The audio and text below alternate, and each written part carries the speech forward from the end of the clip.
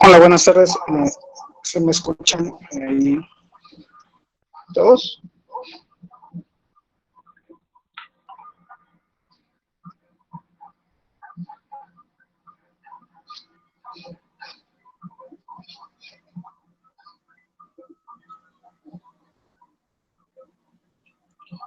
Perfecto, pues vamos a iniciar. Pues muy buenas tardes a todos. Vamos a continuar con este segundo ciclo de videoconferencia, aprendiendo desde casa. El día de hoy pues tenemos una charla muy interesante que nos va a compartir Leonardo Reyes Terraza. Antes de que iniciemos, vamos a darle la palabra a la supervisión escolar, a la maestra Gabriela Lara Juárez, que es la supervisora de la zona escolar BG046. Adelante, maestra. Antes de comenzar, queremos pues, escucharle. Gracias, maestro Christopher. Muy buenas tardes a todos. Pues aquí presente en este segundo ciclo de conferencias organizado por la Preparatoria Oficial número 364 y por el maestro Christopher Josué Cabrera Rueda.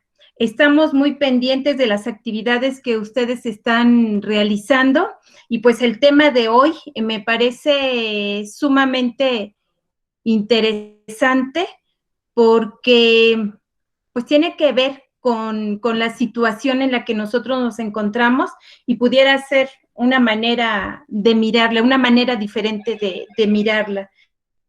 Entonces, pues estoy atenta a la conferencia, darle la bienvenida al licenciado Leonardo Reyes Terrazas y pues el agradecimiento de que quiera colaborar con los jóvenes de esta zona escolar. Entonces, pues aquí estamos presentes para la conferencia. Gracias. Gracias, maestra Gaby. Antes de que iniciemos con la participación del profesor o el licenciado Leonardo Reyes, vamos a darle igual la palabra a la maestra Claudia Giselle Manríquez García, que es parte de la coordinación de la Escuela Preparatoria 364, y pues va a dar lectura también al currículum del profesor Leonardo, la maestra Yuremi Ramírez. Entonces, continuamos con la maestra Giselle y posteriormente con la maestra Yuremi. Gracias. Gracias, Cris. Buenas tardes a todos, a todas que en esta ocasión, esta tarde nos acompañan. Es bueno ver ya a nuestros estudiantes conectados. Muchísimas gracias al licenciado Leonardo Reyes Terrazas, que lo volvemos a tener aquí de manera virtual, ya nos ha acompañado en la preparatoria. Y bueno, muy interesante el tema que vamos a escuchar el día de hoy.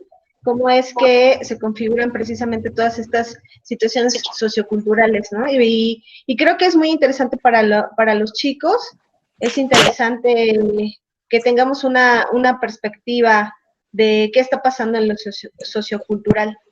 Bienvenido, muchas gracias por la participación, muchas gracias también a Cris por este trabajo que hace de logística, a Yuremi por justo generar estos enlaces para tener a los compañeros aquí en lo virtual. Entonces, pues, escuchemos con atención. Bienvenidos y bienvenidas a todos. Gracias, maestra Gis. Adelante, maestra Gis.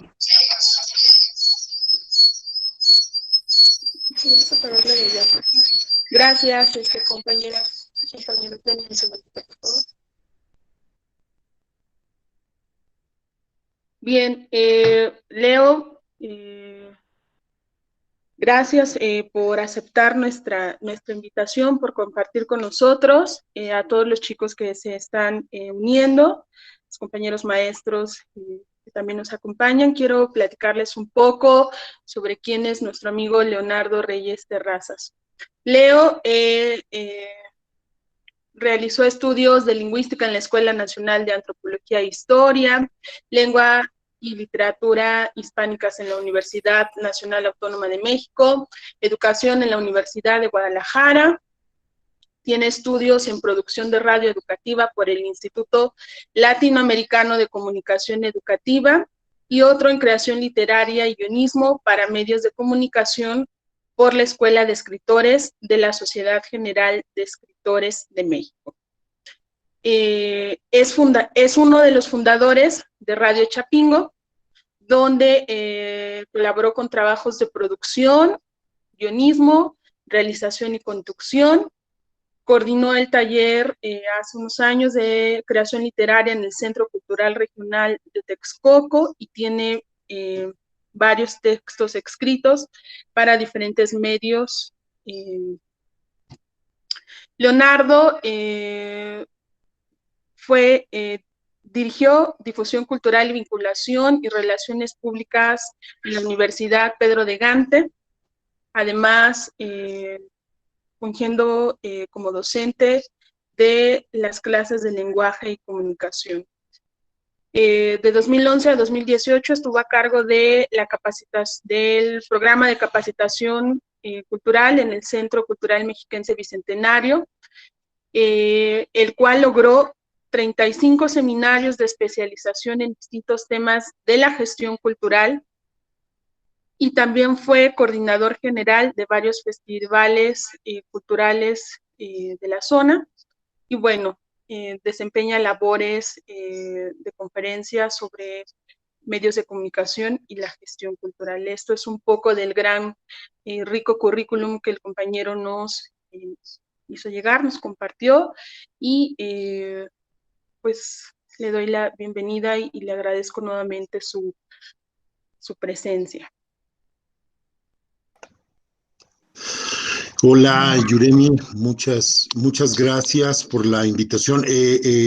Primero que nada, quiero saber si me escuchan. Sí. Sí, me escuchan.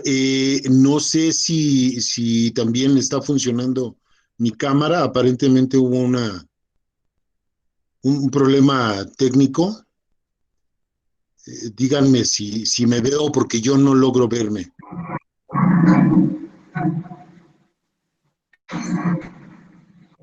No te vemos. Pues yo tampoco. De hecho, ya estoy comenzando a extrañarme. No sé, algo raro sucedió con la cámara. Voy a tratar de corregirlo, porque por más que intento activar la cámara, me dice que nones, que nanáis, que me vaya al diablo.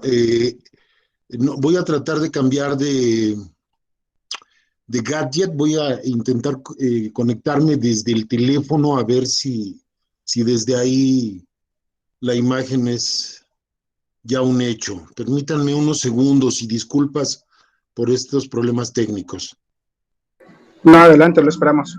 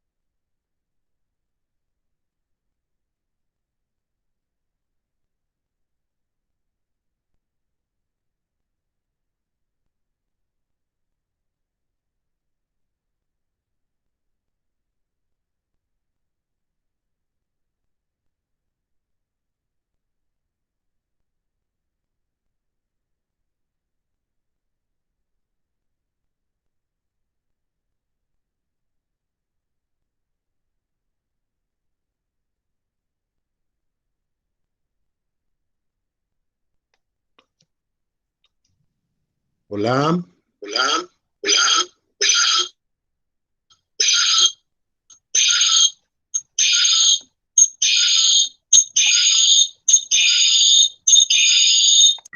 Tenemos que desactivar un audio, exactamente. Gracias.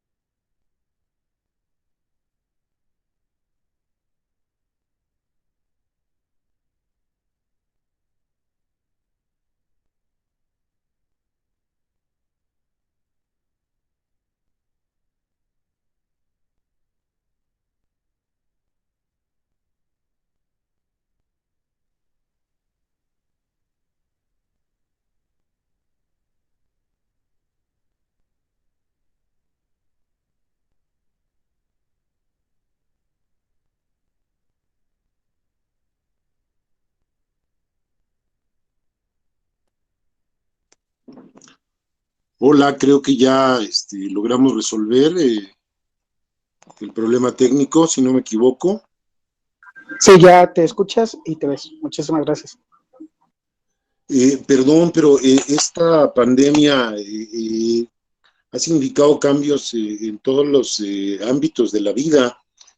No dejo de pensar en mi casa como un estudio de televisión. En el set número 1 está mi hijo en sus clases de equitación virtuales. En el set número 2 está mi esposa, que es docente también, y a mí me confinaron al set número 3, así que mil disculpas por todos los problemas técnicos. Muy buenas tardes a todos. Gracias por la invitación a Yuremi. Gracias a la EPO, gracias a la supervisión escolar de la zona correspondiente por creer que reflexionar alrededor de los temas que atañen a la población, que significa a las escuelas, a los planteles de bachillerato, es de alguna manera útil. Pues eso, reiterar la gratitud por esta invitación. Buenas tardes a todos.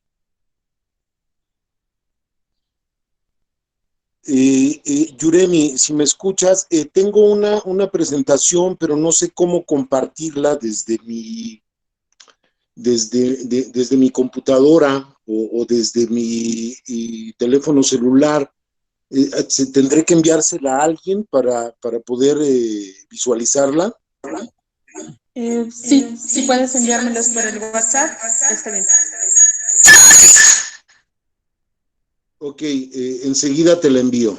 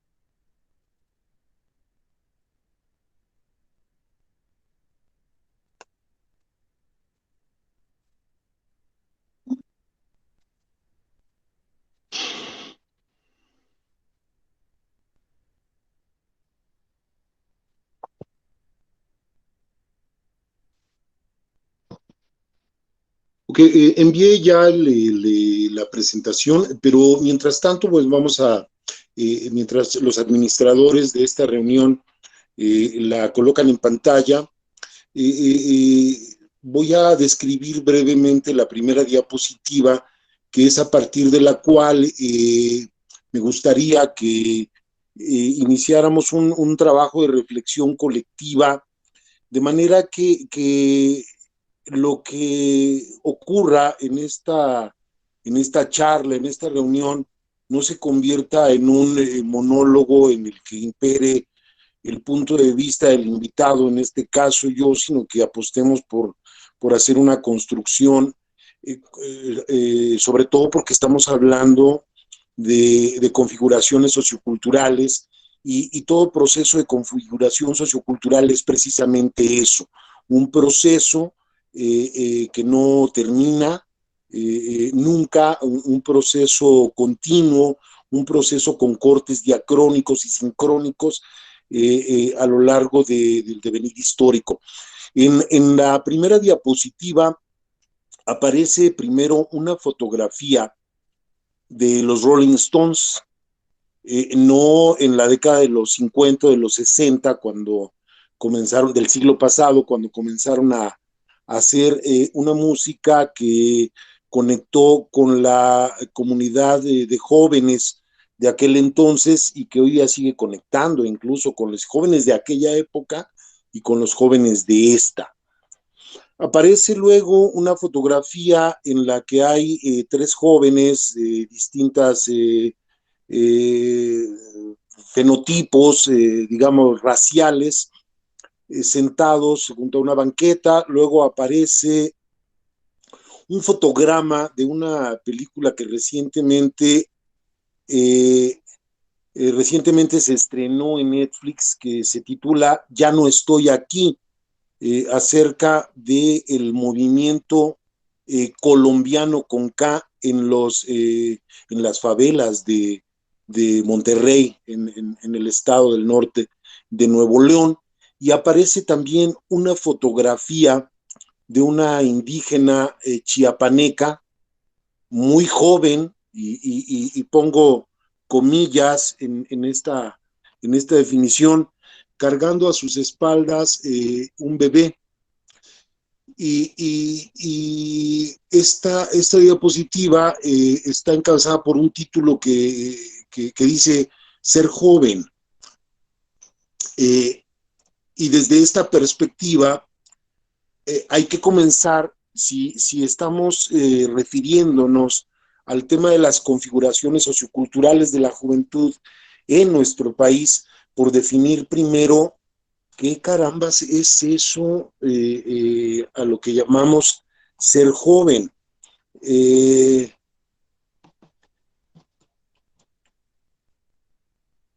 Los Rolling Stones dejaron de ser jóvenes por el solo hecho de que ahora tienen alrededor de 70 años cada uno de los integrantes o más, ya cercanos incluso a los 80s, porque si observan la foto, bueno, cuando esté disponible las diapositivas, no sé si ya están, no lo veo. ¿Alguien puede informarme? Ya están disponibles, ya se ven en pantalla. Muchas gracias. ¿Cuál de esos grupos, cuál de estos personajes que están representados en estos 4 fotogramas es propiamente un joven y cuál no lo es? ¿Desde dónde emprendemos la definición de la categoría de joven?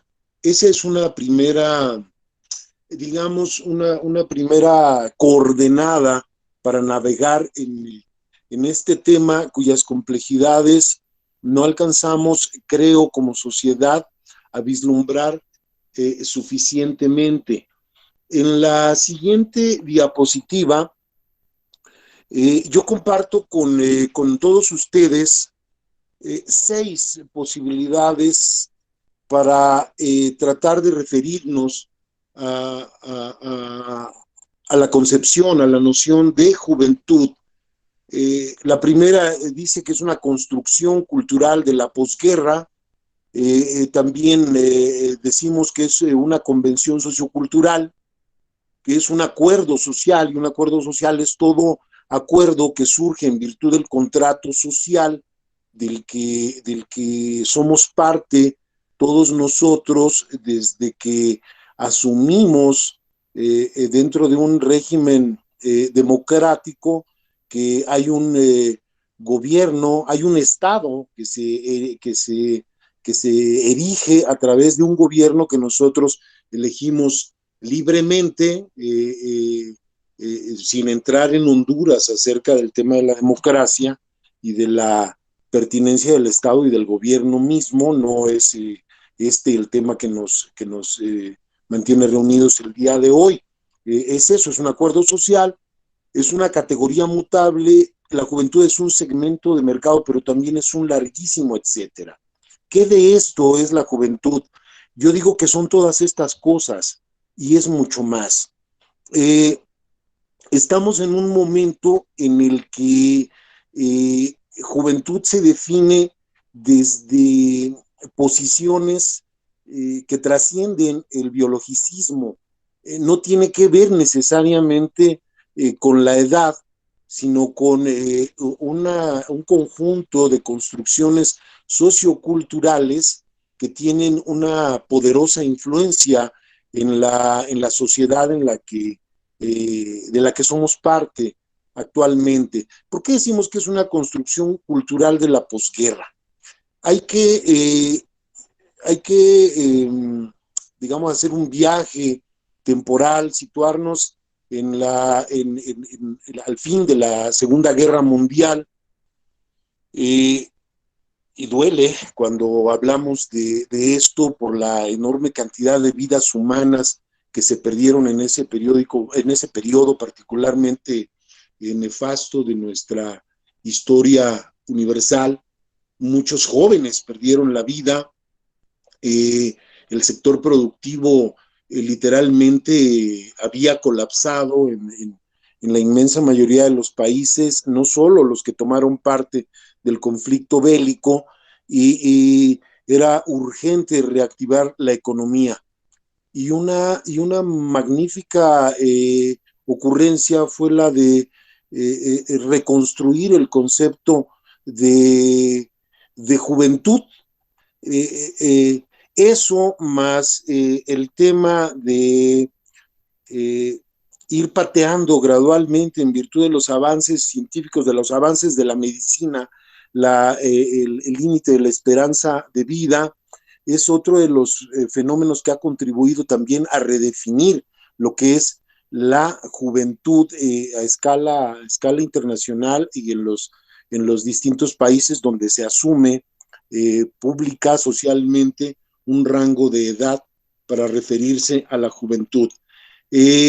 Culturalmente, el concepto de juventud ha sido asociado a una generación, a un segmento de la población que no tiene la madurez suficiente para valerse por sí misma, para tomar decisiones que aporten a la construcción social, a la construcción de la sociedad.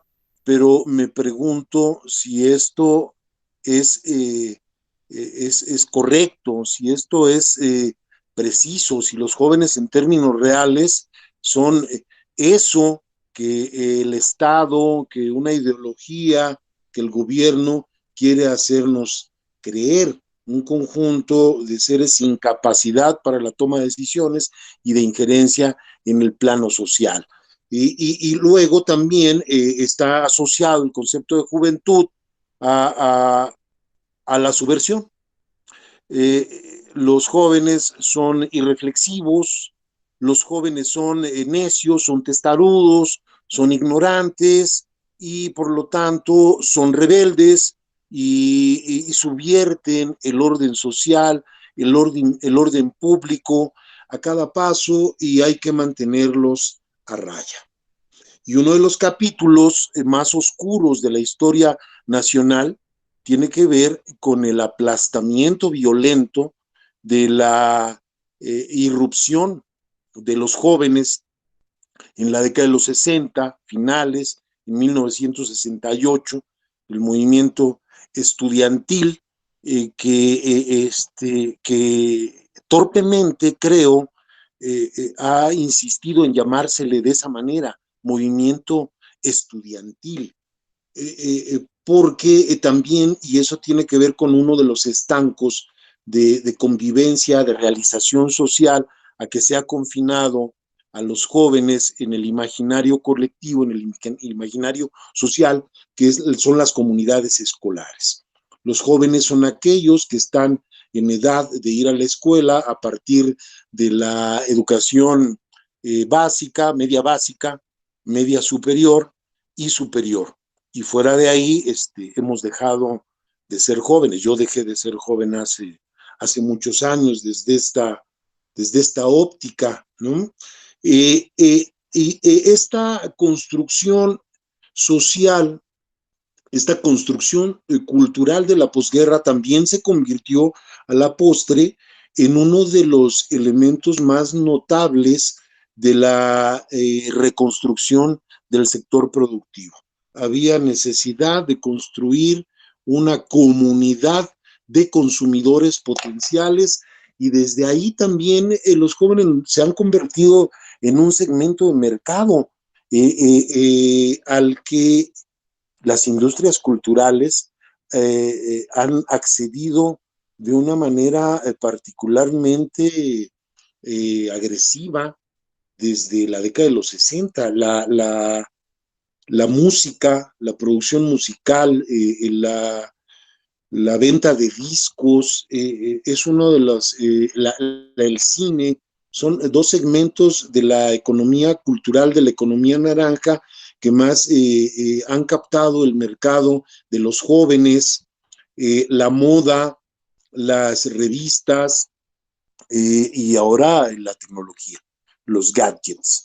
Los ruquitos podemos no estar enterados del último aullido de la moda en materia de telefonía celular, pero el segmento llamado, insisto, joven, entre comillas, está perfectamente pendiente de eso y hoy por hoy es un segmento importantísimo del mercado de consumo, no solo en nuestro país, sino en el mundo entero. Recordemos lo que ha planteado Manuel Castells acerca de la cantidad de teléfonos celulares que hay en el planeta. Estamos hablando de 7,000 millones de habitantes y hay más de 6,500 millones de teléfonos celulares. Solo 500 millones de la población mundial no tienen acceso a un teléfono celular.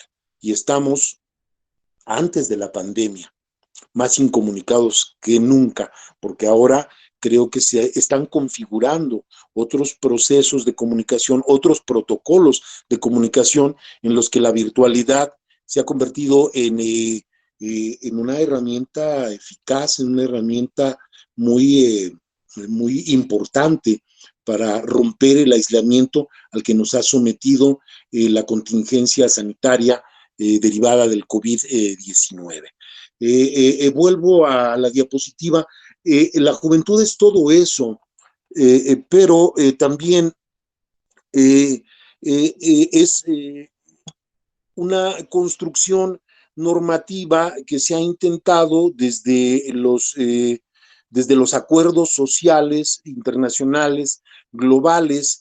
La Organización de las Naciones Unidas en 1985 definió el rango de edad para referirse a la juventud entre los 15 y los 24 años de edad. Desde que la ONU estableció ese rango de edad, la inmensa mayoría de los países miembros de la ONU ha abrazado ese mismo rango para construir su propia categoría de juventud y desde ahí institucionalizar a la juventud en la perspectiva de la construcción de política pública dirigida a este segmento de la población. En México no es el caso. En México hemos adoptado un rango de edad un poco arbitrariamente, como arbitrario es también lo que hizo la ONU. Es un acuerdo social global, sí, pero sigue siendo una convención de orden social, una construcción societal, cultural y biológica, todo eso al mismo tiempo. En México el rango de edad de la juventud se define entre los 12 y los 29 años de edad. Si hay gente de más de 29 años de edad, olvídese, ya no es joven y no sé qué carajos están haciendo en esta charla, pero de todas maneras, bienvenidos. En fin, en México, la institucionalidad de la juventud ha vivido distintos momentos. ¿A qué le llamo institucionalidad de la juventud? En virtud de este gran acuerdo social que se construye desde el contrato social, es necesario dotarnos de un marco normativo para poder orientar el diseño de las políticas públicas que atañen a todos los segmentos de población y a todos los ámbitos de la vida social, económica y cultural de un Estado-nación, como es el caso de nuestro país, de México. Los primeros intentos por conferirle a la juventud un estatus normativo en nuestro país datan de 1870, en el siglo XIX, cuando se declaró en el Código Civil a la población menor de 21 años como una población incapaz de protegerse a sí misma de cualquier daño o peligro, y por lo tanto se trataba de una población inestable y que necesitaba cuidados especiales. Imagínense, ¿no? Si no se tenían 21 años en aquel entonces y hubiésemos nacido en esa época, éramos un poco menos que minusválidos, pues para la basura, ¿no? En la reforma al mismo Código Civil de 1883, el Estado comenzó a interesarse un poco más y habló de la incorporación del segmento de población juvenil a los esfuerzos educativos de nuestro país. Hasta entonces se hablaba de la educación dirigida exclusivamente a la niñez y bueno, el surgimiento de las primeras escuelas normales en nuestro país que estaban dirigidas a formar los recursos humanos para comenzar a educar a los niños, pero no a los jóvenes. Insisto, es en esa reforma en el Código Civil del 83 del siglo XIX, cuando comienza a cobrar cierta relevancia la atención a ese segmento de la población.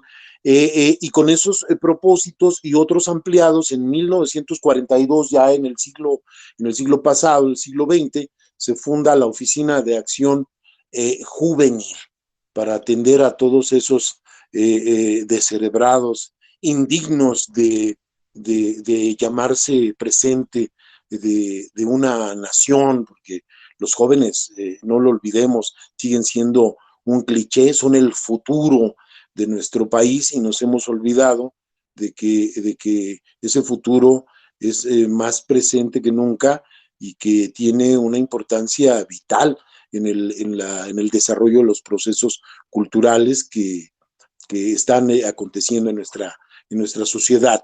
Se va, digamos, modificando en la posrevolución el concepto de juventud y por lo tanto también la institucionalidad. En 1950 se crea el Instituto Nacional de la Juventud para atender en ese momento a personas entre 15 y 25 años de edad, que está dentro de los límites del rango que establece la ONU en 1985. No fue suficiente y en 1965 se crea la Fundación Mexicana para la Planificación Familiar, desde el que se crea un programa titulado Gente Joven. Démonos cuenta de que era mucho más importante pensar el fenómeno de la juventud no como un reducto importante de la dinámica social, de la dinámica económica de nuestro país, sino de la dinámica demográfica. Imagínense, un programa Gente Joven derivado de la Fundación Mexicana para la Planificación Familiar. En fin, a finales de la década de los 60 se crean en nuestro país los primeros centros de integración juvenil que hasta la fecha siguen funcionando, en los que se ha trabajado concretamente en el tema de las adicciones. En 1977 se crea el CREA, valga la redundancia, la cacofonía, el Consejo Nacional de Recursos para la Atención de la Juventud, cuya historia se prolonga hasta 1989, cuando desaparece el CREA para dar, háganme el cabrón favor, lugar a la Comisión Nacional del Deporte, a la que se le encarga a través de la Dirección General de Atención a la Juventud, la DGAJ, la política pública, la política social dirigida a un segmento de la población que ya para esa época era estratosférica. De la década de 1950 a la fecha, la población juvenil, no solamente en México, sino en América Latina, ha crecido de manera exponencial, de manera que el promedio de edad en nuestro país es de alrededor de 35 años de edad, un poquito por arriba del rango que se establece en nuestra convención social, como el de la juventud. Somos un país joven en términos prácticos y no merecíamos en 1989 un instrumento de política pública, una institución dedicada a ese segmento de la población lo suficientemente vigoroso como para no depender de una cosa vinculada con el deporte, insisto, háganme el cabrón favor.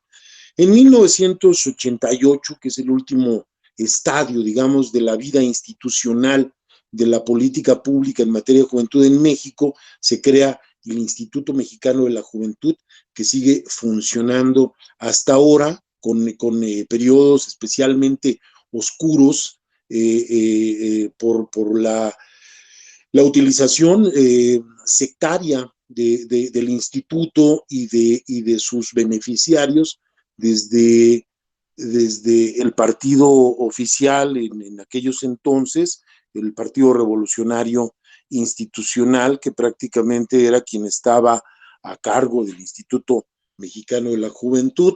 Otras cosas, otros procesos están aconteciendo actualmente. Todo eso es la juventud, y también esta es la última diapositiva, y a partir de esto quisiera que hiciéramos una reflexión más profunda.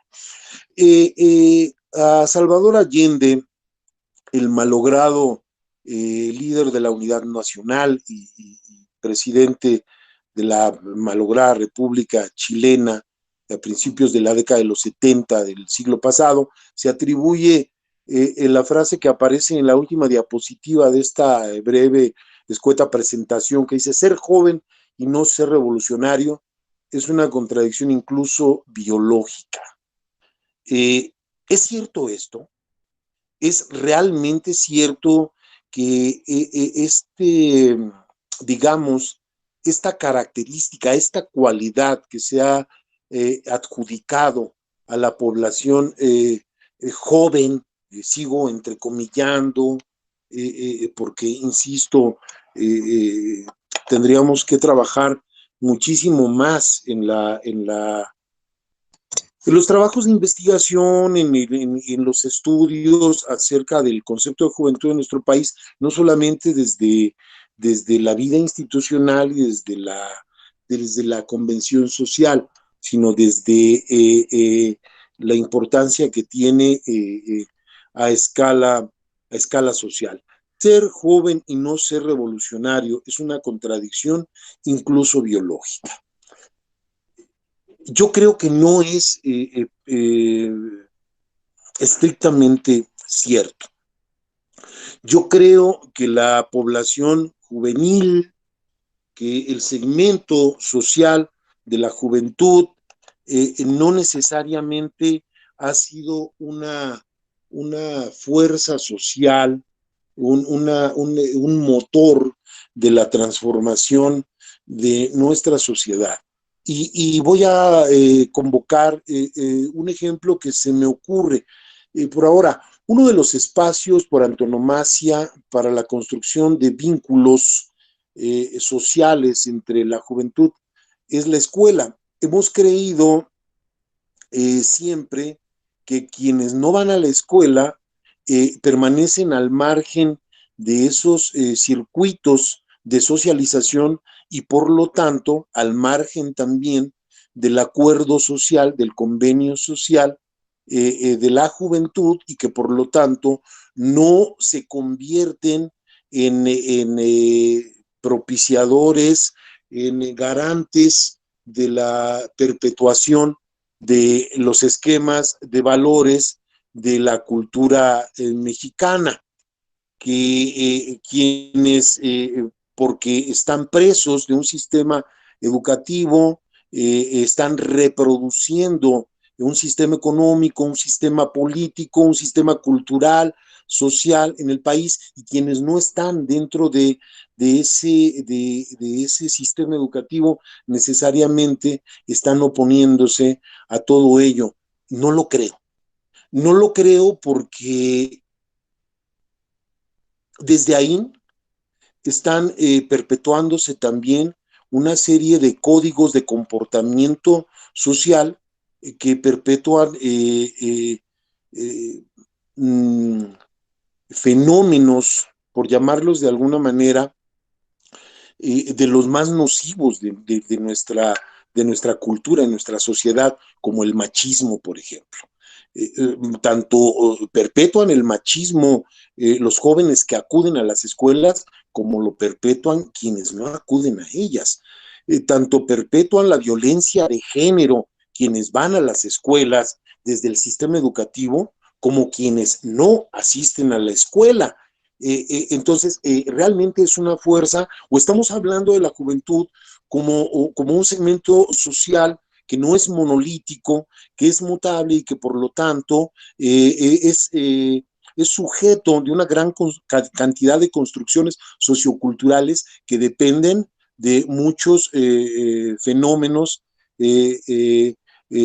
ambientales, incluso socioculturales, ambientales. Es lo mismo hablar de jóvenes en la ciudad que de jóvenes en las comunidades rurales. Es lo mismo hablar de jóvenes en la ciudad de Monterrey que de jóvenes en las comunidades indígenas de Chiapas. Es más, es lo mismo hablar de jóvenes en la capital, en el centro histórico de Monterrey, que en las favelas de Monterrey, o estamos hablando de segmentos de la población que están construyendo proyectos socioculturales que se adecuan a su ambiente. Creo que al final del día de eso se trata, discutir acerca de la juventud y acerca del enorme potencial que tiene para apostar por la construcción de una sociedad más incluyente, que se haga cargo de la enorme diversidad cultural, social, política que hay involucrada no solamente en ese segmento de la población, sino en todo nuestro país, en todo el mundo. Hace no muchos años los grafiteros eran criminalizados, eran perseguidos. Ahora el graffiti se ha convertido en una instancia de reapropiación del espacio público y de detonación de procesos culturales para combatir la criminalidad, para modificar el estatus en el atlas de riesgos sociales, de riesgos de delincuencia, al graffiti, al arte urbano. la música que otrora era un fenómeno que alentaba a los jóvenes a la violencia, hoy día es incluso utilizada por la religión como una instancia de control social, de control religioso.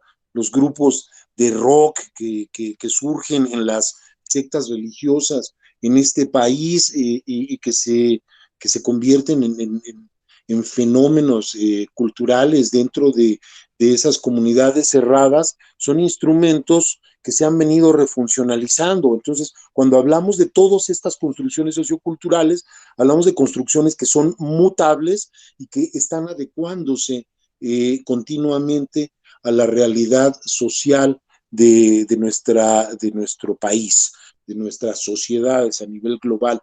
Quiero ir concluyendo un poco con el fenómeno que ha traído consigo la película de la que hablé al inicio de esta charla, Ya no estoy aquí, que visibiliza a la problemática social, la problemática económica de los barrios que se han construido en la periferia de la ciudad de Monterrey, verdaderas favelas que nada tienen que pedirle a las de Brasil.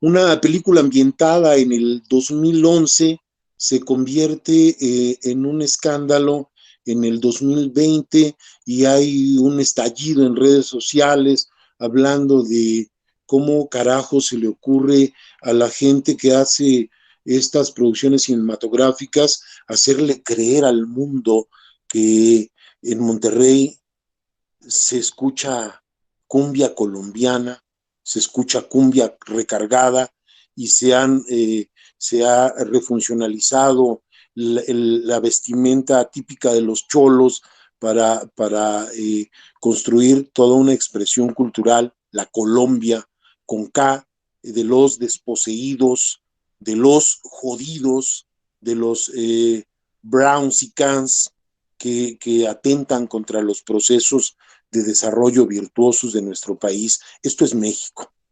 Y esa película no solo pone en el tapete de la discusión lo que hemos estado haciendo con nuestros jóvenes en México desde ese, digamos, estudio de caso de la Colombia que habita en Monterrey, la enorme influencia que tuvo Celso Piña en la construcción de este movimiento y la precarización del trabajo y de los estados de vida, de los niveles de bienestar que hay en nuestro país. Mucha gente sigue preguntándose por qué se creó la cumbia recargada, qué significa eso, por qué escuchamos a bajas revoluciones música, suena extrañísima. Pues es un fenómeno que tiene que ver con la precariedad. En los barrios pobres de Monterrey se escuchaba cumbia en los bailes comunitarios, en los bailes populares, y la energía eléctrica por los cableados, por las telarañas clandestinas que se tendían desde lugares muy lejanos, no impedía que el voltaje llegara íntegro y los tocadiscos y los equipos de reproducción de audio funcionaban con un voltaje menor y por lo tanto la reproducción de la música sucedía a una velocidad menor. Incluso estos fenómenos culturales tienen una explicación, una raíz en fenómenos sociales, económicos de nuestro país. Insisto, para concluir, tengo que insistir en que debemos insistir, creo, como colectividad, en que la juventud no es un segmento de población monolítico, no es un segmento que tenga una sola posición política, no es un segmento que pueda estudiarse desde la convención social, que es un fenómeno, que es un segmento de la población que tiene que estudiarse desde sus configuraciones socioculturales en los lugares en los que acontece la influencia en nuestro sistema político, en nuestro sistema social, en nuestro sistema económico y cultural en nuestro país. Por mi parte, es todo y quedo al tanto de las intervenciones que el auditorio quiera hacer. Apago mi micrófono y le dejo la palabra a los administradores. Gracias, Leonardo. Vamos a abrir el espacio para que los compañeros que están aquí presentes, pues si tienen alguna pregunta, alguna duda que tengan acerca de la plática que nos hace Leonardo, la puedan escribir o puedan abrir el micrófono para que también los pueda escuchar Leonardo.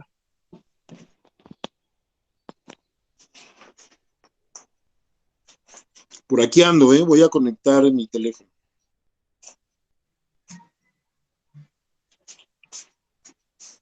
Adelante, chicos, para que puedan.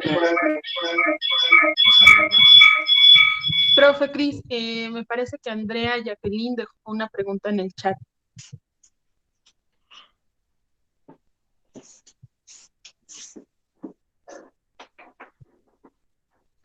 ¿La puedes leer, Jeremy, por favor?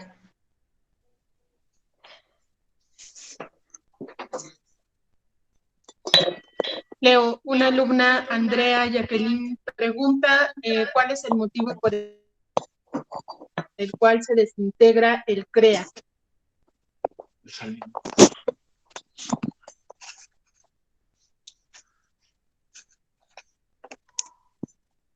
A ver, ¿me escuchan? Sí, te escuchamos. Okay. Pero decía, hay una compañera, alumna en el chat, que pregunta ¿cuál es el motivo por el que se desintegra el CREA?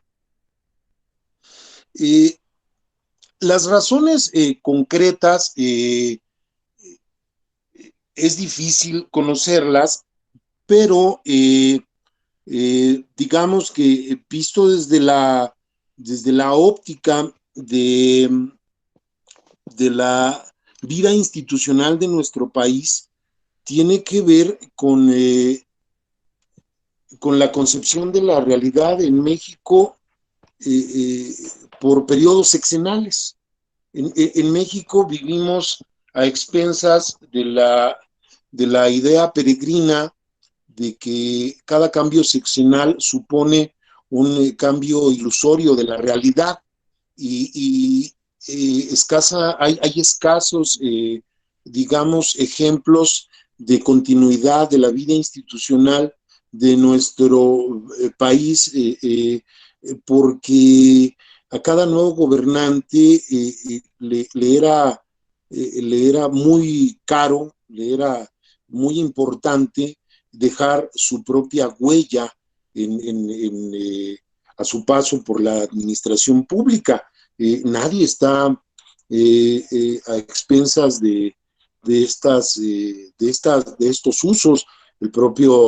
Nuestro propio presidente actual, Andrés Manuel López Obrador, dijo públicamente en la toma de protesta que hizo en el Zócalo ya hace un par de años que él apostaba por ser el mejor presidente de este país, por poner a su sello. Digamos que cambios institucionales van, cambios institucionales vienen, pero tienen que ver con esa grandilocuencia, con esa enorme necesidad de la clase política de erigirse como la mejor en la vida histórica de este país, pero sí tiene que ver también, por otra parte, con la actualización, digamos, de la importancia de la población juvenil que ha venido creciendo desde la mirada de la clase política en nuestro país. Los jóvenes no han dejado de utilizarse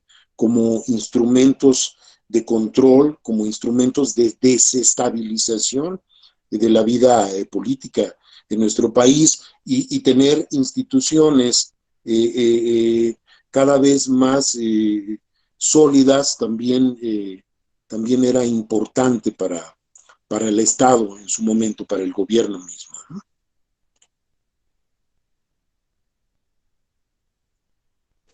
Gracias, Leo. ¿Alguna otra pregunta o comentario que tengan los compañeros para el ponente? Si no, ya para ir cerrando esta cuestión de la videoconferencia.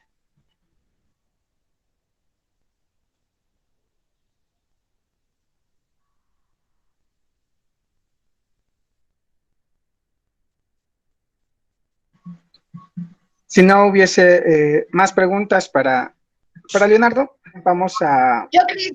Adelante, maestra. Leonardo, yo quiero preguntarte, Sí, Giselle, adelante. desde tu experiencia en Centro Cultural y tu experiencia en Radio Chapingo, ¿cómo es la participación, cómo es la presencia de los jóvenes en estos dos espacios? Porque supongo que son diferentes por el tipo de institución que en la forma en la que se manejan. Entonces, no sé, me gustaría que nos comentaras un poco cómo es la presencia de los chavos ahí, de la juventud. Sí, Giselle, muchas gracias. Mira, estamos hablando de dos espacios completamente distintos y también estamos hablando de épocas distintas. Yo participé de la fundación de Radio Chapingo a finales de la década de los 80 del siglo pasado. Ya estoy viejito, pero sigo siendo joven. ¿Qué tan importante era la participación de los jóvenes en aquel entonces? Pues tan importante como que fuimos jóvenes en ese momento quienes echamos a andar la iniciativa para crear una estación de radio en Chapingo. Había tenido un par de antecedentes previos también, pero por población estudiantil. En uno de ellos, el ingeniero Eber del Valle, en otro, el doctor Felipe Romero, ya son decanos, intentaron echar a andar proyectos radiofónicos en la Universidad de Chapingo y a finales de la década de los 80, desde la organización estudiantil, el Comité Ejecutivo Estudiantil, se apoyó la iniciativa de un conjunto de tipos locos como Tu Servilleta, que queríamos construir un medio de comunicación, digamos, incluyente, democrático, al servicio no solo de la comunidad de Chapingo, sino de su entorno inmediato, las comunidades aledañas.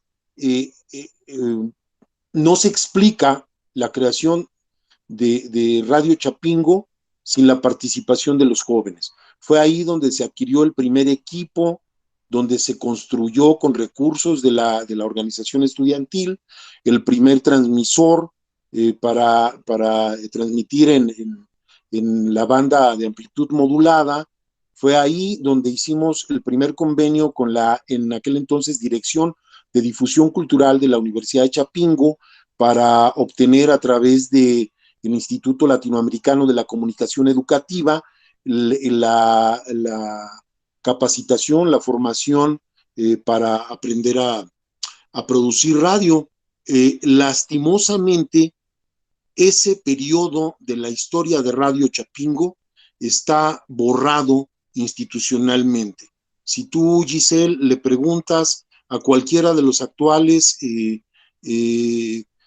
colaboradores de Radio Chapingo, especialmente de quienes han estado al frente de Radio Chapingo, ellos jamás mencionarán la participación de los jóvenes, de nosotros, en el origen de Radio Chapingo. Fuimos nosotros quienes tuvimos que, en aquella negociación para tomar el diplomado con el ILCE, tragarnos la píldora de que participaran trabajadores de la Dirección de Difusión Cultural, es decir, adultos, para aprender a producir radio, y después a los jóvenes nos sacaron gradualmente de la jugada. Ojalá que en algún momento haya un reconocimiento, no a nosotros, sino al impulso que nuestra edad, que nuestra locura de aquel entonces le dio a un proyecto de comunicación que lamentablemente no termina de cuajar en la región, creo yo que por falta de sensibilidad acerca de las posibilidades reales de un proyecto de comunicación como ese para vincularse con su entorno social inmediato.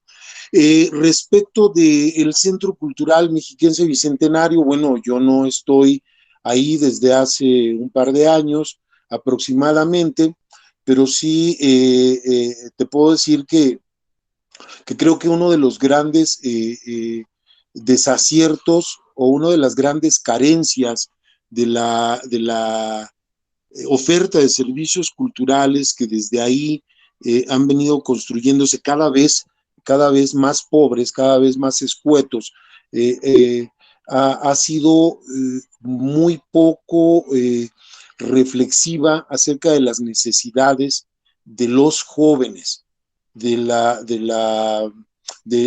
sensible de los procesos socioculturales en que están involucrados los jóvenes. El primer gran esfuerzo que se hizo para incluir a la población juvenil fue el Festival de Arte Urbano, de Arte Popular y Urbano, que se hizo por ahí de 2012, que a la postre se convirtió en el Festival de Arte Urbano, pero que una vez institucionalizado, una vez, digamos, sujeto de presupuesto relativamente amplio, curiosamente dejó de conectar con la juventud. En el 2012 hicimos ese festival con 8,000 pesos durante 3 días y contó con el trabajo solidario de jóvenes malabaristas, artistas de calle, de cruceros, grafiteros, que dieron talleres, que compartieron su experiencia con otros jóvenes y se convirtió en una fiesta.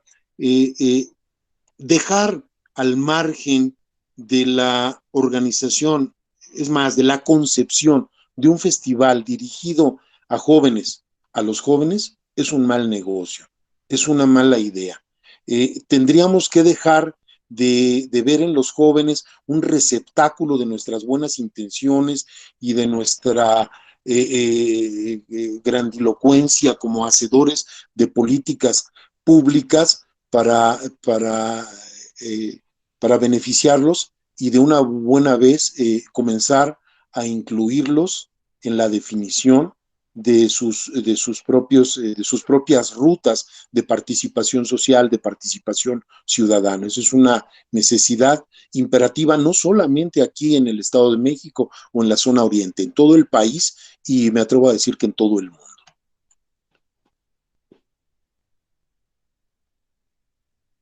Gracias. Leo. Sí. No soy Yuremi, soy Camilo, pero el micrófono Camilo, no sirve. dije Giselle. No, de hecho, nunca dije Yuremi, pero Camilo, ¿qué tal? ¿Cómo estás? Qué gusto saludarte. Bien, Leo. Yo, más que pregunta, quiero quiero incitarte un poco a que le digas a los chicos, porque ellos tienen esta falsa creencia, esta errónea creencia de que no son partícipes de la cultura, se sienten de pronto como apartados de ella, ¿no? Que les comentaras algo, el por qué ellos están sumergidos en la cultura y ellos de alguna manera la hacen y tienen derecho a ella, ¿no? Sí, gracias, Camilo. Bueno, no solo están inmersos en la cultura, ellos son la cultura. Tendríamos que comenzar a repensar también, además de la concepción de juventud, la concepción propia de cultura. Seguimos creyendo que existen dos estancos, que existe la alta y la baja cultura, y que la baja cultura es naca, que la baja cultura por ser popular no merece ningún respeto, no merece ninguna consideración y que afea la vida social, la vida política de nuestro país. Antes, al contrario, creo que los fenómenos culturales en los que los jóvenes tienen una participación activa son fenómenos que están cambiando el rostro de la sociedad, de la comunidad misma. Hace un momento hablé de cómo se refuncionalizó gradualmente el graffiti. Todavía hay lugares donde se lo persigue, se lo criminaliza, pero cómo se ha venido refuncionalizando para convertirse en un vehículo de transformación del paisaje urbano y por lo tanto de reapropiación del espacio público. Pero, ojo, también se ha convertido en un instrumento de gentrificación de las ciudades.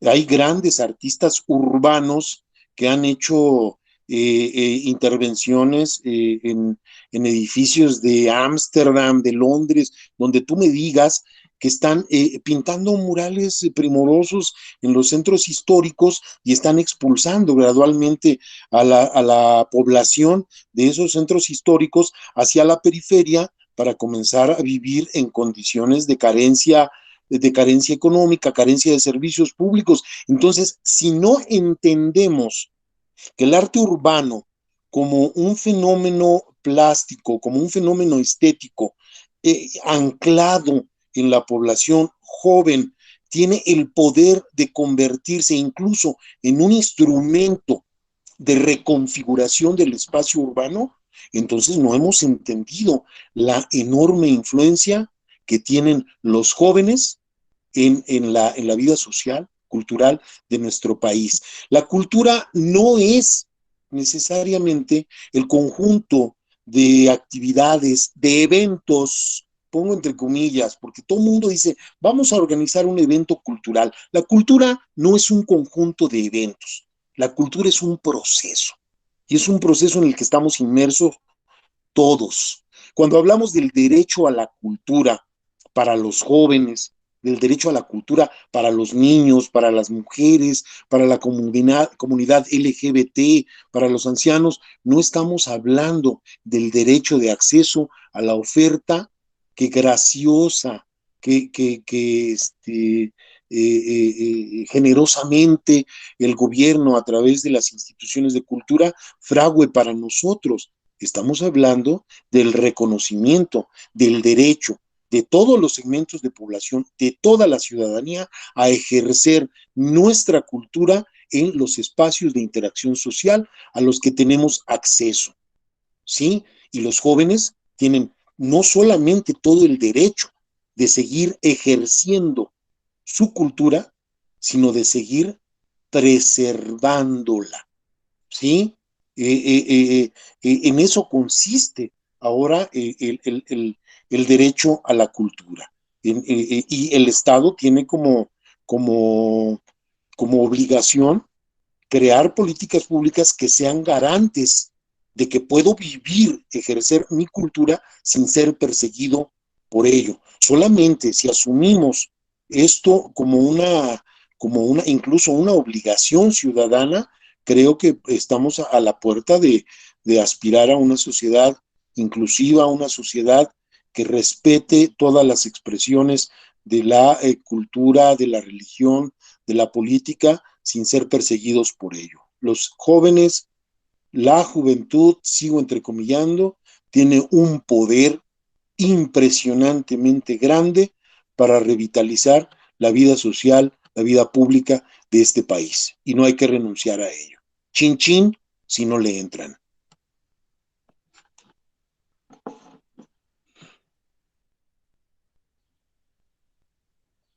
¿Ya se fueron? Gracias, Leo. Jeremy, también ahí tenemos algunas preguntas, si las gustas leer, Jeremy, por favor. Así es. Dice Angélica Pérez, actualmente, ¿qué opciones de expresión tienen los jóvenes para comunicar sus inquietudes, sus temores y su descontento con lo que sucede socialmente en el país y en el mundo, en el sentido de que sepan que los adultos los tenemos presentes? Sus propios espacios. Creo que uno de los uno de los efectos perniciosos de la política pública asistencialista en todos los ámbitos de la institucionalidad de nuestro país ha sido que los segmentos de población, que las minorías se asuman como minusválidos, que necesitan del acompañamiento, que necesitan de la bendición del gobierno, de las instituciones del gobierno, para crear sus propios mecanismos de comunicación. No es así. Estamos ante la crisis de un sistema cultural, de la vida institucional, de la cultura en México, la desintegración de los fideicomisos que tiene a la comunidad creativa de nuestro país con un grito en el cielo, diciendo, ¿y ahora cómo vamos a producir? Estamos tan habituados al mecenazgo, muchos de nosotros, que nos hemos olvidado de que una gran cantidad de artistas han logrado sobrevivir a lo largo de los años sin un solo centavo de subsidios. Entonces, ¿qué espacios tienen los jóvenes para seguir recreando, construyendo sus procesos culturales, sus propios espacios comunitarios? Hace no mucho, cuando todavía laboraba en el Centro Cultural, tenía que a menudo lidiar con grupos que llegaban a exigir recursos para sus festivales culturales. Y recuerdo que a un grupo le hice una cuantificación. Mira, supongamos que el Estado tiene, el gobierno, a través de su institución cultural, tiene 1 millón de pesos para apoyo a festivales culturales, a iniciativas culturales de organizaciones independientes. En el Estado de México, en aquel entonces había alrededor de 200 festivales a lo largo y ancho digo, festivales relativamente ya posicionados. Si nosotros dividiéramos 1 millón de pesos entre 200 festivales, ¿cuánto le tocaría a cada uno? ¿No? Pero no solamente el Estado tendría que apoyar a los festivales, tendría que apoyar fiestas patronales, en fin, bla, bla, bla. Al final de cuentas, el Estado, el gobierno, a través de una institución cultural, podría apoyar a cada iniciativa cultural con una actividad artística, un taller, con un costo de no más de 5 a 10 mil pesos. ¿Eso va a ser una diferencia para un festival hecho desde la comunidad? No la hace. Lo único que hace es legitimar la presencia de las instituciones públicas de cultura en los procesos culturales comunitarios. Insisto, los espacios que tiene la juventud para seguir expresándose y seguir influyendo, seguir teniendo injerencia en la vida pública, en la vida social, política de este país, son sus espacios comunitarios. Apodérense de esos espacios, ¿sí? Revitalícenlos y desde ahí construyan procesos culturales que restauren, como dicen los políticos, el tejido social. Digo yo, que restauren la vida comunitaria que nos va a permitir enfrentar otros fenómenos sociales, otros fenómenos económicos derivados de la precarización de una manera muchísimo más firme, muchísimo más contundente. Muchas gracias, espero haber respondido. No sé si haya más, o si ya se fueron todos y estoy hablando solo como loquito. No, aquí te escuchamos, Leonardo. No sé si haya otra pregunta, Yoremi. No, ya no hay preguntas. Bueno, si ya no hay más preguntas acerca del tema que nos compartió Leonardo, vamos a darle la palabra ya de cierre a la maestra Gabriela Lara Juárez de la zona escolar BG 046. Posteriormente le daremos la palabra al profesor, a la maestra Claudia Giselle Manríquez García, coordinadora de la Escuela Preparatoria 364, ya para ir finalizando. Adelante, maestra Gaby. Gracias, maestro Christopher.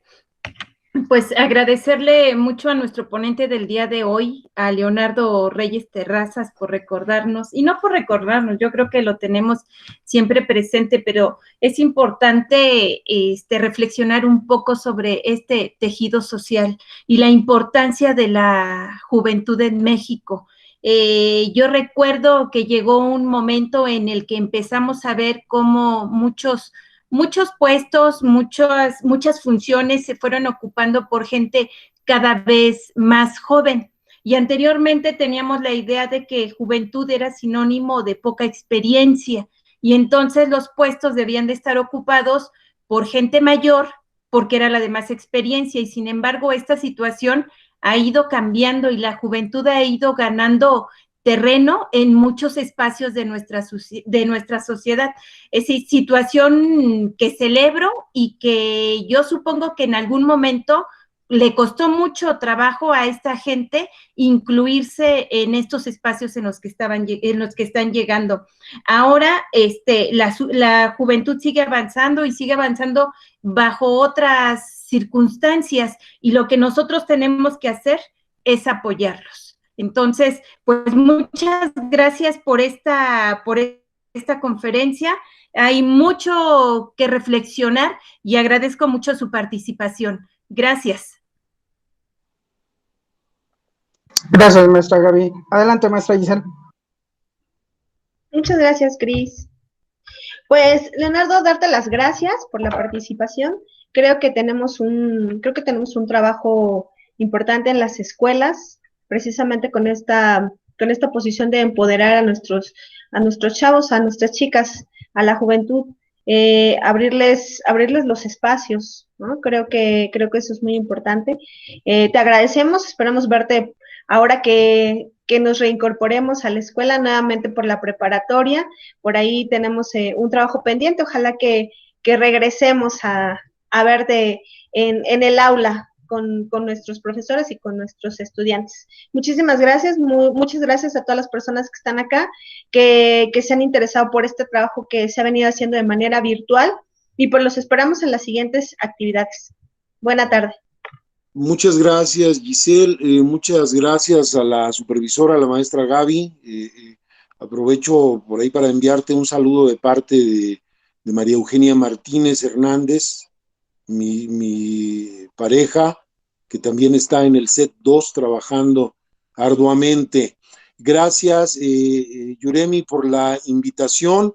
Gracias a todos quienes tuvieron la paciencia de escucharme. Camilo, un advenedizo, porque creo que ya tienes un poco más de edad como para andar de preparatoriano, pero muchas gracias por tu participación, por la provocación y por apoyar de alguna manera también pues la expresión de nosotros los ruquitos, ¿no? Muchas gracias a todos, que tengan muy buena tarde. Gracias. Un abrazo. Gracias a todos. Pues muchísimas gracias por haberse sumado a esta actividad. Pues nos quedamos en el agradecimiento en nombre de la preparatoria 364 y no sé si quieras decir algo más, Yurem. Solo invitarlos a las actividades del resto de la semana, que estaremos compartiendo la programación. Y muchas gracias, profe Cris, también por cobijarnos en este espacio. Gracias, Christopher. No, de nada, al contrario, gracias por sumarse a esas actividades y pues somos un espacio para compartir todos los conocimientos y pues no me queda más que agradecerles, que pasen una excelente tarde, noche y quédense en casa, nos estamos viendo el día de mañana. Hasta luego.